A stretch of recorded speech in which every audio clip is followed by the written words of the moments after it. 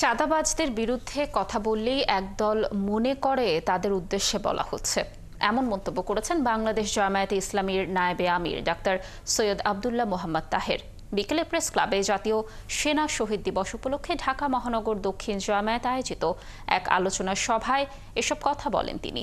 BDR হত্যাকাণ্ডের ঘটনায় সরাসরি জড়িত ভারত বলেও অভিযোগ করেন তিনি। দেশের মানুষকে মুক্তি পেতে হলে অপরাজনীতি পরিহার করে সত্য প্রতিষ্ঠিত না হওয়া পর্যন্ত সংগ্রাম চালানোর আহ্বানও জানান।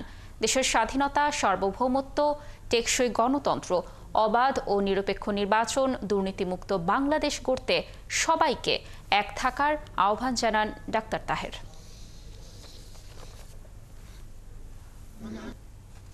আমরা যখন বলি দেশে চাঁদাবাজি থাকবে না, কেউ কেউ মনে করেন আমরা তাদেরকে কন্ডেম করছি। কেন? আপনারা কি নিজেদেরকে সেভাবে চিহ্নিত করেন? আমরা তো বলিনি আপনাদের। 57 জন চৌকস উচ্চ পর্যায়ের সেনা কর্মকর্তা, যেটা আমরা সকলেই জানি, 15-16 বছর ধরে বারবার জানা হচ্ছে। এর পিছনে নিশ্চয়ই একটি বড় পরিকল্পিত শক্তি আছে। সেই পরিকল্পিত শক্তি ভারত।